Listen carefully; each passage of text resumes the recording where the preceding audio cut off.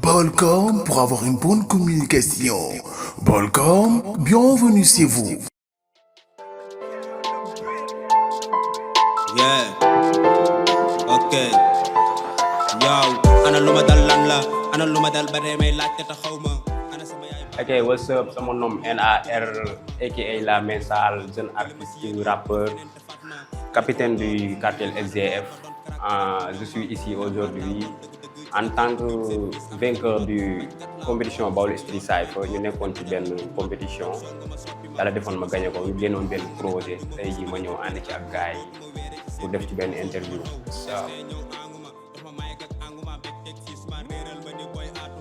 waa hip hop nag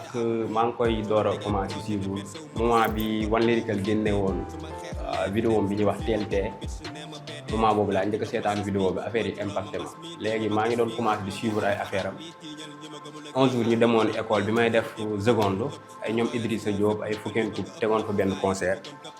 sama gars yi yéegaloon ma ci concert mën naa ne concert boobu moo indi affaire yooyu yëpp après ci laa commencé di dund move bi ak jàpp bi ne ci man mu commencé di bind ay affaire ba mu agsi fii ma doon fréquenté aussi sama benn frère bu ñu wax Noiro moom moo ma njëkk a yóbbu studio fayal ma ay affaire waaw ba tey affaire yi agsi fii ginnaaw yàlla.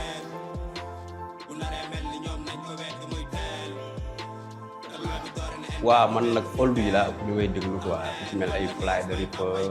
ay Max Crazy ay Mola Morgan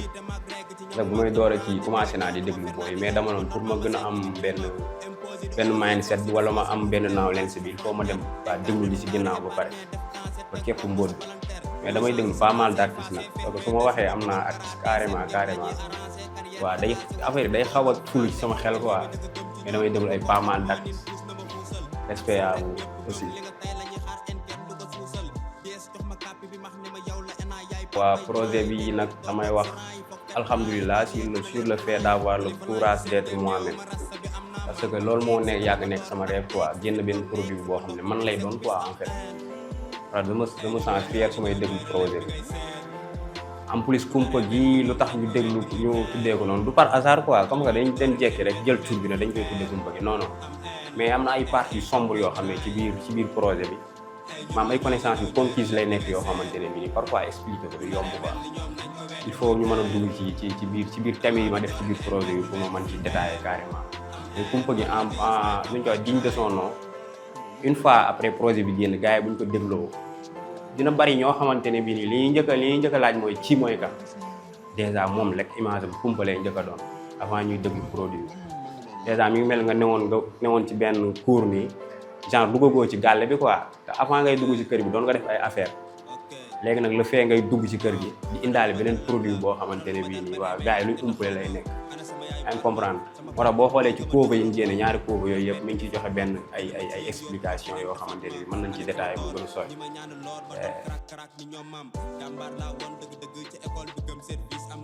bu may njëkk a wax nag mooy thème bu ma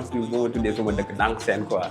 le fait mu nekk fierté ci man maa ngi détaillé di ci wax carrément li nga xam ne moo am foofu noonu ak bëgg naa aussi porter drapeau bi quoi wan gars yi que ni nekkul ne dama koy def te dañuy wax comme ça bay si sa wewu tànk quoi ça bu ma doon laaj sama son bu ma gën a choisir moom da ciy bokk mën naa nekk sax moom mooy nekk en première bu loolu am na benn son bu ñuy wax may yàlla comme man dama xaw a bëgg ay affaire yu deep affaire yu profond waaw son boobu dafa may jam ak dund wala dee parce que maa ngi ciy wax que ni dund wala dee soit dama ciy dem wala ma bàyyi quoi après boo tourné boo demee ci son bu ñuy wax vision mi ngi tontu son benn instant maa ngi wax ci son bi naan ay xaru daf may gënal sama yaakaar yi tegee gàcc te bëgguma dee quoi te bëgguma tamit affaire yi teg ma gàcc comprendre nga la demee mais pas mal de son parce que amul benn son boo xamante ni neexuma ci mais en tant que artiste man dinaa ci am sama son préféré muy nekk mayu yàlla ak donc c'est vraiment.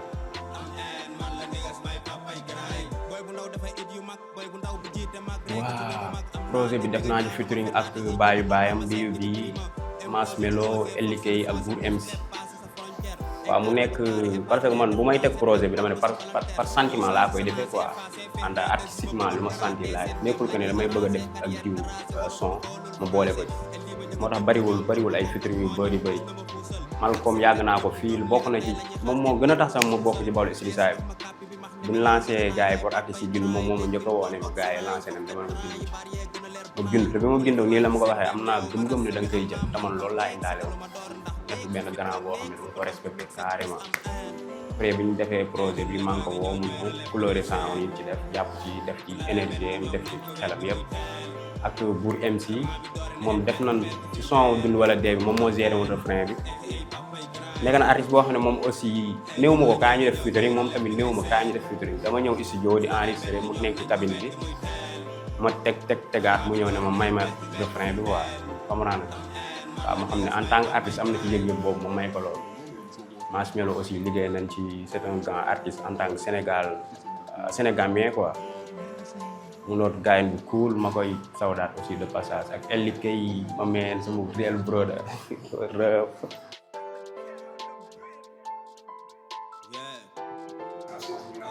waaw balaa loolu nag damay wax ci Baol Street Side quoi ak gars yi nekk ci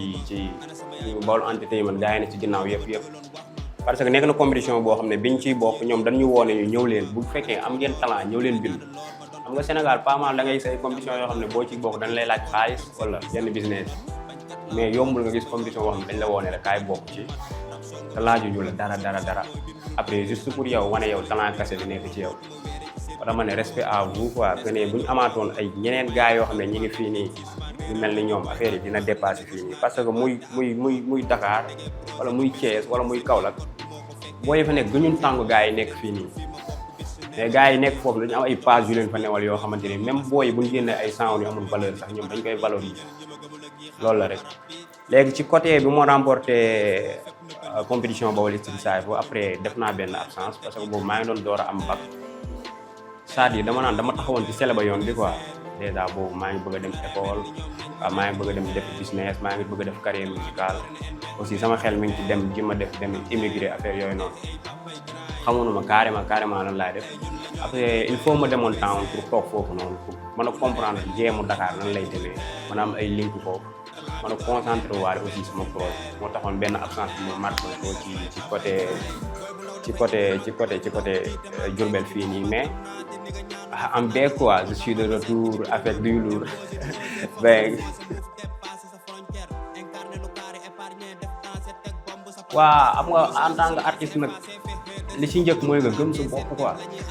xam nga gars yi mën nañ la defal lépp mais produit bi ngay génne na nekk yow quoi en fait muy la croyance en soi parce que boo gëmee sa bopp rek déjà réussir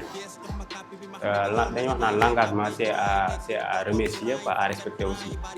mais booy nekk Diourbel amul gars yi da ci yeneen localités yi gënuñu leen a tàng quoi mais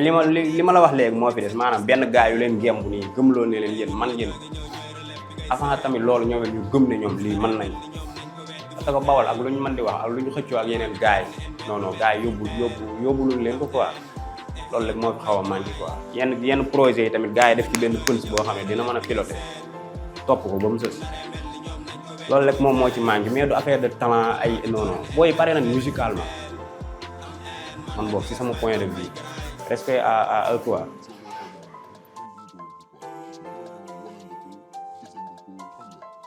projet bi waaw ci côté Malcolm nag la ma gën a marqué quoi jour bi ñuy def suñ featuring sound xamuma woon jour boobu dama ko contacté jour ci nawet bi la woon après si la ñëwee mu may woon seen mu retard quoi bi ma contacté mu yéex a ñëw si la ma wanee seen gàlle ni ko waaw ndox mi def ak après si la ma woon photo papaam boobu mi nga amoon benn gonflement ci tànk bi waaw ak ay affaires yoo xamante ne bii nii c'est inexplicable quoi après te teewul mu bàyyi fa lool ay imagine waajur ni mu fooree après nga bàyyi ko ndax ay xam nga mën naa ne du ma tuddee ay futilité mais pour ay affaire da yoo xam ne yu fa àdduna la affaire boobu travail na ma ba ni projet bi di jeexee ak sama voyage bi ma doon def diggante Medina yëmbal taw bi xam nga bokk ak maire yi carapide yi affaire yu métti yoo xam ne loolu waaw mais dangay xam ne affaire yi moo ko laaj quoi en plus soo dañuy wax que ni tout début est difficile loolu daal kii na ma ci trop travail na ma mais alhamdulilah quand même.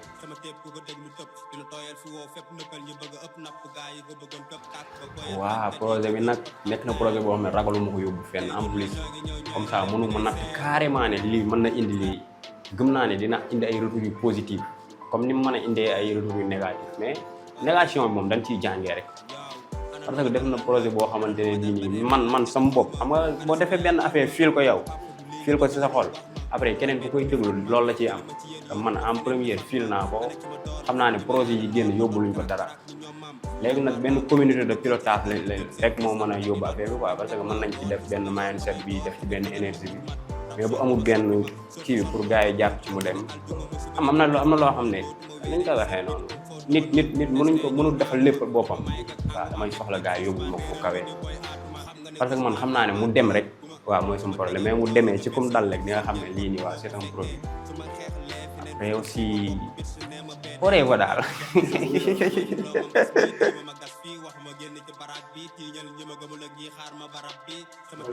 waaw du lu rek pare na ay yeneen business yu nekk sax joo affaire yi moom yaa naa du jël benn temps bi ay yeneen affaire ñëw jënnaat parce que nekkoon na loo xam ne absence bi marqué yëpp tëddoonuñ quoi wala ñu nekk di taxawaal wala kii mais ñi ngi tëddoon di liggéey loo xam ne waaw buñ dikkee dinañ wax gars yi ne leen fii lañ toll quoi si suñ bii waaw parfois day baax nga def am benn surveillance ci sa bopp waaw tamit liggéey loo xamante ne bi ne après bu génnee gars yi dinañ mën a comprendre dina mën a tëj waa gémmiñ waxkat yi parce que musique dafa nekk industrie boo xam da nga ciy nekk ñenn ñi dañuy jàpp ne ay caaxaan la ñenn ñi xam nga malentendu yi day bëri ak incompréhension mais yow mi nga xam ne yaa ci nekk en personne yow yaay visé man nag loolu laa teel a comprendre moo tax sax ma wàññi di participer ci ay compétition yu bëri pour bañ a use sama time ci côté boobu parce que bu dama ne woon bu ma ci duggee ay gis yi ay quelques années rek war naa ci waaw marqué empreinte bii nii loolu laa gëmoon ne ci moo tax gars yi nañ xaar d'ici ay 4 bu projet bi génn ay 4 mois 3 mois après gars yi dinañ teg beneen produit incha allah ci table bi balaa décembre bi bëgg nañ loolu vraiment.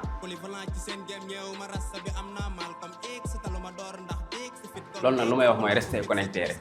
après dara ba ñu leen raw am nga boo connecté ñu benn affaire dara raw la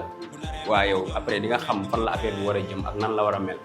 waaw gars yi nañ rester connecté ci sama côté famille sax comprendre nañ lu bëri ci man te man yenn futilité yi sonalul gëm-gëm bi rek moom la sonal gëm benn affaire bëgg ko te loolu ñun fekk si nañu te nag ci cadre gars yi staff bi ak yeneen gars yi nga xam ne xamaguñ ko waaw nañ topp projet bi ñu rester connecté incha allah rabbi loolu du fee cër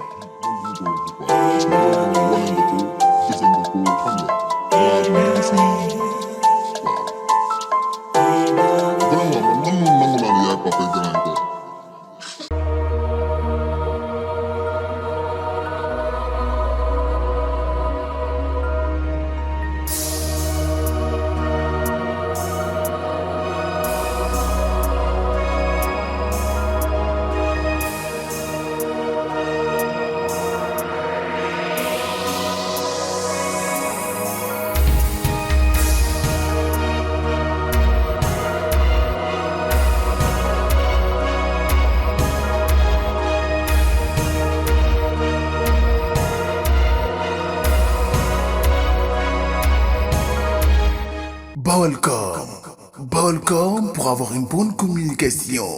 Balcom, bienvenue chez vous.